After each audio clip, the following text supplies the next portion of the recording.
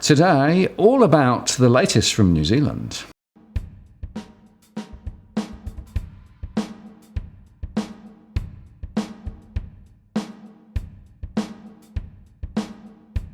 Hello again, it's Martin North from Digital Finance Analytics. Welcome to our latest post covering finance and property news with a distinctively Australian and New Zealand perspective. Today, I'm joined again by Joe Wilkes. Hello, Joe. Good morning, sir. How are you? Very good. How are you? Very good, very good.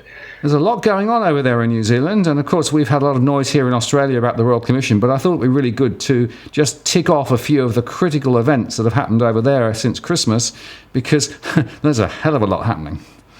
Yeah, well, to be honest, we're relatively quiet in comparison to what's going on over in Australia at the moment. But we've got some interesting data now coming forward as we go through the start of this year, and I thought I'd just spend a quick post this morning, just run through some of the macro events that we're seeing and give people a bit of an insight into what's going on in the wider economy, but also within the property market. So I've prepared a short script today, I suppose, which we'll just run through, and maybe after each point we can have a quick chat if you fancy. Yeah, great. Sounds great.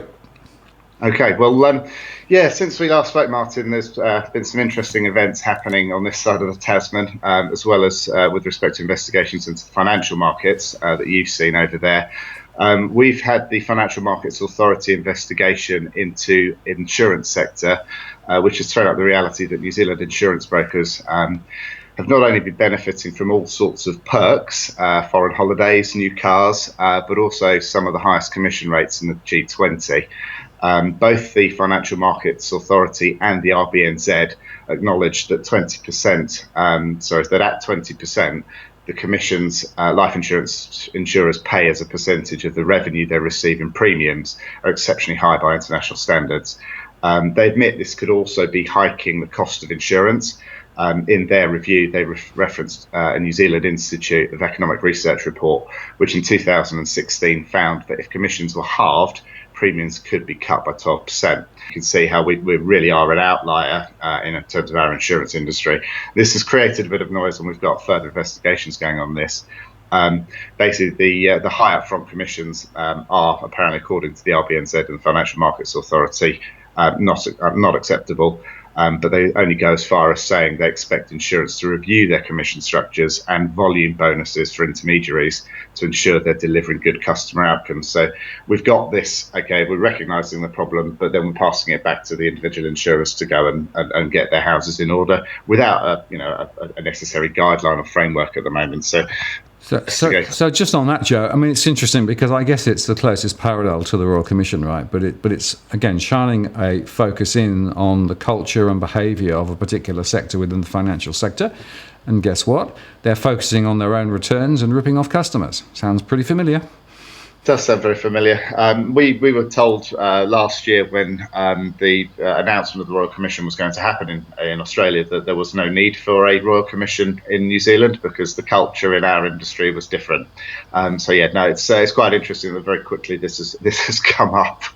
That's first part. Second part of today, I just wanted to run through, and this is something that a lot of the property market participants have been heralding as a major contributing factor. I think you saw your RBA governor talking about high levels of immigration. Well, we then had, during January, the mysterious case of disappearing immigrants in New Zealand. I don't mean that new arrivals have gone and disappeared into lost in the wilderness, and I don't think they've been hidden away in farms in the remote parts of the South Island. But according to Statistics New Zealand, they may have previously overstated the number of immigrants that have stayed long term in the country. In reality, the last few years' data may have wildly overstated the long-term immigration numbers, possibly by as much as a third. So can you imagine if you So they were saying that they had a third more people coming into the country in terms of long-term migration that actually happened?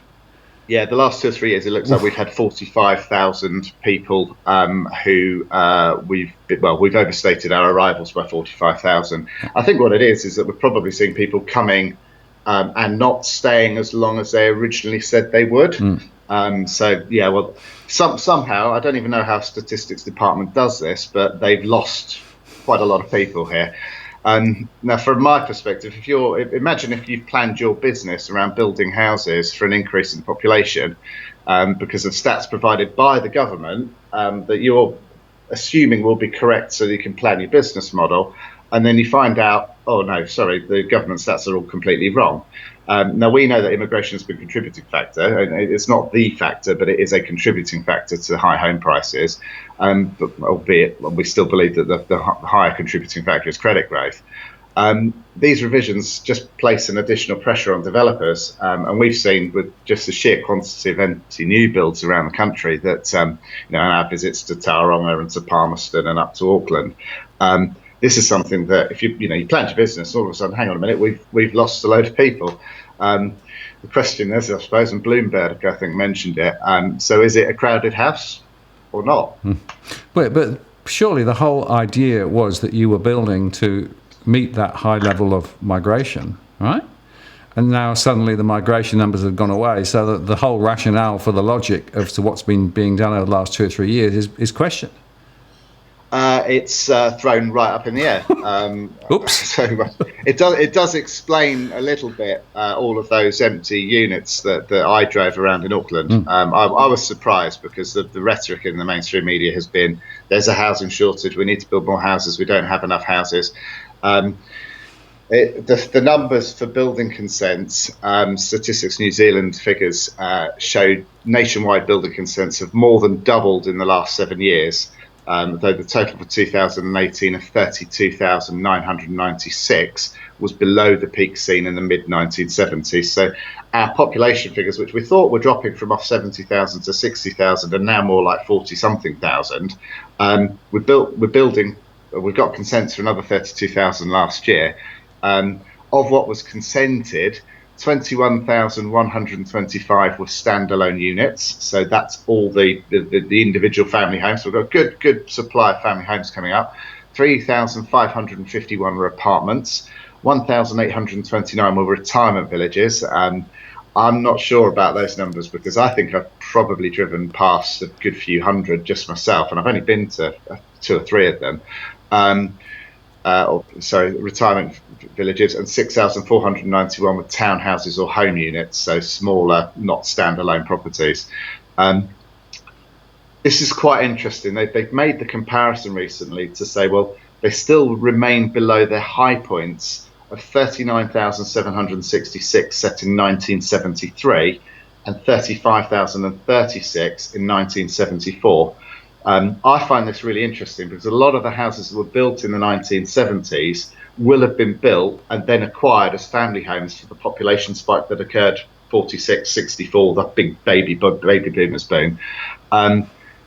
If we encounter a bulge in the retirement population, remember in the 50 birth years where our population spike occurs, they would have been 24 in 1974, they're 69 today. We could actually see those houses that were the big family units that have been occupied since the mid-70s, have brought a family up and kids have gone off to university and retirement beckons. We could actually see those back in the market competing with the 21,125 standalone units. So all of a sudden you could have quite a big increase in the supply of standalone family homes for the marketplace at a time where things are starting to look a little bit shakier. And we're seeing exactly the same statistics here in Australia. I mean, I look at what I call the down traders, which are exactly the baby boomers now looking to move into smaller places. And the forward estimates that I have is that we're going to see a doubling of the number of family homes coming on over the next couple of years here, simply because now suddenly everybody's got to that stage where they need to downsize. And of course, with prices beginning to slide here now, people are starting to think, oh, I better sell quickly because I want to release the equity in that property before prices slide further. So I think that's going to be another downward force on the property prices here. Yeah, it's going to be interesting. I mean, the Auckland numbers that we talked about in one of our posts in early January, the levels of total properties, so houses, flats, apartments, standalone units and townhouses, plus the land and new homes packages, they were in the early 11,000s at the beginning of January. They've actually spiked up now. So from the 9th of January to where we are today, 8th of February, there's now close to 13,500 properties and the like available in the Auckland market. So very quickly we've seen a very sharp increase in the levels of stock. So it's going to be interesting to see how that plays out. Barfoot and Thompson so far are the only people who've released sales statistics for January. We haven't yet got the real estate the REINZ numbers. The Barfoot sales, they were better than last year's, but from a 505 sales in December, they've only just trickled into the early 600s in January. So if they are close to half the market, and there might have been, I guess 1,200 sales across Auckland, that's actually with current availability. We've got over 10 months of stock in the market already. So it's going to be interesting to see now, with people back to work, back to normal routines, what the sales rates will be when we look at the whole of January, and we'll get the REINZ numbers, but also what happens through February, whether we are going to see that pick up. The first round of auctions in Auckland with Barfoot and Thompson took place last week. The numbers reported were very light, just 25 auctions occurred. There were only 8 sales, so we've got basically a third of properties selling at auction. And it's interesting, we had first auction results here, and they were final clearance rates of about 42%, I think, is the latest that I saw. It's moving around still, but very low volume and very low clearance rates. So still negative momentum here in Australia as well. Yeah, we've been sitting below the Australian levels for much of the last year. So it'll be interesting to see how that pans out. Number 4, the next thing I wanted to talk about was just before Christmas, we had the Q3 2018 GDP numbers that had disappointed on the downside, with quarterly growth at 0.3%, which had been forecast by Treasury for somewhere between 0.5 and 0.6%. Now, that did come off the back of some fairly strong Q2 growth. So that was a disappointing, but in contrast to Q2, probably levelling the score off. Well, we don't know. We won't find out Q4 data for GDP until the second half of March. But yesterday, the unemployment figures were released. And in Q4, the unemployment rate has risen from 3.9% in Q3, which was adjusted to 4%, which is in Q4 come in at an unemployment rate of 4.3%. So the first time that we've seen that trend of unemployment going the other way. In layman's terms, that's a 10.2% increase in unemployment in one quarter. Particularly interesting things for me were the figures for youth unemployment, which have taken a sharp rise over the fourth quarter. And it's youth unemployment that we saw in Europe when we had our big credit bust in Spain, Ireland, the UK, Greece. The youth unemployment was the first one to get hit.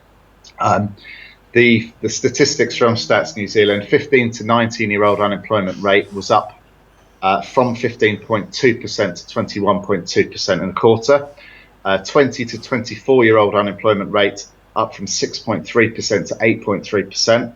And the 15 to 19-year-old NEET rate up from 7.6% to 11.4%. So this has followed the abolition of youth wages, and it appears to be having an impact on the demand for younger employees, which for me is a concern, because children and kids coming out of school who maybe choose not to go to university, if they're not going to get these opportunities for getting work and training and opportunities to go and learn in the workforce, it doesn't bode well for 5 years, 10 years down the line, when you don't want to still be supporting these people. Having seen it before, it's something that we need to look at, and I know that the current government are in power off the back of, we're going to reduce immigration numbers, which Stats New Zealand have reduced for them. But we do also need to look at, okay, well, what are we going to do, and how are we going to work out and sorting this out? It's just 1 month's data. It's early days, but it was quite a shock, particularly with the youth side. And it's interesting because the stats in Australia showed a fall in unemployment here, quite surprising. And in fact, the Reserve Bank governor in a speech this week suggested in Australia it's going to drop even further. I have to say that I can't quite see how he's going to actually achieve that, because all the leading indicators that I see here are probably going in that direction. But again, we also have high levels of youth unemployment. It's much higher than other segments there. So there is something which I find very worrying here, that you've got this younger generation of people who seem to go through the education system and then get spat out the other end. And if you don't go to university, it's quite tough to work out what to do. So it's a big deal. Yeah, well, I saw something, I think it was Steve Keen did a couple of years ago, and he was talking about how, well, there's two systems. There's the one system where people go through education and they join the workforce. If they join the workforce, they're often on lower wages and often with very sort of limited amounts of training opportunity. If they don't join the workforce, the other alternative is to go and saddle themselves with debt, which to pay for a course and come out the other end with $100,000 worth of debt. I was probably one of the last generation who benefited in the UK of not having to pay university fees.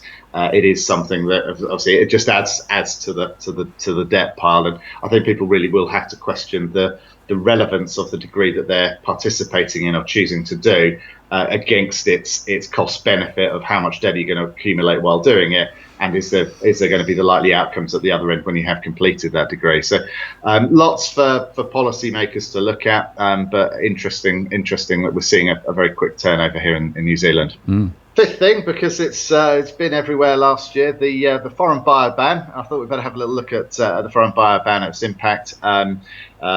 Central Auckland suburbs last year, Q2, Q3, we saw levels of foreign purchasing approaching 20% in some areas. Previously, we discussed how the rush to go unconditional on contracts before the ban on the 23rd of October may have led to a spike in deals that they would have finalised in October and November. Now, I've done some year-on-year analysis. I don't think I'm the only person that have looked at this, comparing the transaction numbers to 2017, and it shows that there was indeed a rush to buy. Throughout the course of the year, generally transactions, they wobbled up, but mostly in line with what you'd seen in 2017. We got to October. Volumes in Auckland were 19% up in October alone. So that's transaction volume spiked 19% on the October before. The October before, we had the general election, so maybe that's a little bit of a contributing factor. But again, in November, transaction volumes were 12% up during the course of November 2018. Contrast with December, however, is quite stark. Sales volumes immediately dropping 21%. As soon as that overhang of that rush subsided. Point 6 for today's discussion is something that I always find interesting when you've got slight, I guess, affordability issues in a market, and where the bank's business model relies on the increase in selling credit, whether it's for cars, houses, holidays, whatever it might be. Bank advertising in New Zealand in 2018 was also up by 26%. BNZ, ANZ and ASB drove annual advertising spend up to the highest level since 2013. Now, I wanted to mention this because first-time buyers are increasing their share of the mortgage market at the moment, and the average new mortgage written has climbed above $400,000 again. We discussed this, I suppose, and the focus of how bank advertisers have changed their direction away from away from the investment market and towards those first-time buyers. I'd just like to sort of just remind people that Are You Being Enticed Into the Property Market post that we did a while back, worth looking at, because when you think about the advertising spend's gone up and the change of direction as to who they're now trying to sell this credit to. So just think a bit about what's going on behind the system and what's being sold to you. Yeah, so CBA just reported, right, and they showed that in fact the contribution from the New Zealand mortgage business compared with the contribution from the Australian mortgage business was quite interesting, right? So in Australia, margins have been squeezed and volumes are down, but guess what? In New Zealand, they've done pretty well. So I think that there's an interesting battle going on over there in New Zealand, because I think some of the banks are seeing that's an opportunity.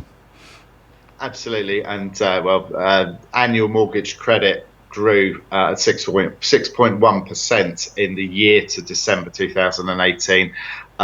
That's slightly down on the annualised growth of 6.2% in the year to November. So there's been a small change November to December. The total amount given as outstanding on mortgages at the end of 2018 was 258.686 billion. So we've, in a year, compared to 2017, we have grown our credit bubble. Oh, sorry, I shouldn't say that. We have grown our household credit by 14.9 billion. Yes, the Australian banks are doing very, very well. It's interesting to see. I mean, you look at GDP, you look at credit growth. Credit's obviously driving the economy. I found it quite interesting because actually, when you look at the non-bank lenders, they have actually been growing quite significantly over the last 2 or 3 months. So, mortgage availability, credit controls are tighter than they were 12 months ago in terms of how much people can borrow. I don't think it's been quite as significant as you've seen in Australia, but already we are seeing a turn towards the non-banking sector. Yeah, and here the non-bank sector for unoccupied loans has grown 3 times faster than the banks over the last 12 months here. So effectively, we know that there's been a swing towards the non-banks. And some of that, of course, is being driven by the fact that some of those non-banks are now getting private investor funds to flow into their businesses to be able to then lend on. And of course, they don't have to hold the same capital requirements as the banks. So it gives them more flexibility in pricing. And interestingly, the net margins they're making are somewhat higher because essentially some of the people who flow across to them are less able to get credit through the normal channels. So they're happy to take it at any price. So it's the non-bank sector, certainly in Australia, for me is a big concern. I suspect the same issues over there too. And often the regulators are asleep at the wheel when it comes to the non-banks. Yeah, well, we'll see how it's early days, and the numbers are quite small as a proportion of that 258 odd billion. But we'll see what impact that has over the course of the year, and whether we see a continuation of that here.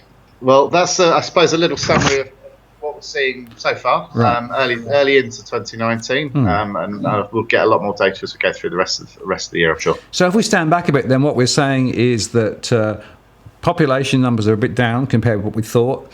Momentum in terms of sales in the market is off a bit. The banks are heavily lending and focusing particularly on first-time buyers who seem to be, the cannon fodder at the moment. But the overall economic indicators are looking a little bit more negative now than they were. That's essentially as I sort of take it from you. Is that right? Yeah, I think a fair summation of it. The only thing to add is we are building more. Consents have gone up while all of this is happening. So it's going to be an interesting few months ahead, I think, in New Zealand's economy and the property markets. Yeah, and it goes back to that fundamental debate. What's driving it? Is it supply, demand, migration, or is it credit growth? And we both believe that credit growth is the key to the door. Absolutely. Joe, I appreciate your time today. Thank you very much. Thanks, Martin. Good to see you again. Cheers. So there you have it, a very interesting summary from Joe in New Zealand. We'll be keeping a close eye on that market as we go ahead. There seem to be some interesting parallels between what's happening here in Australia and over the ditch. I'm Martin North from Digital Finance Analytics. Many thanks for watching, and we'll talk to you again next time.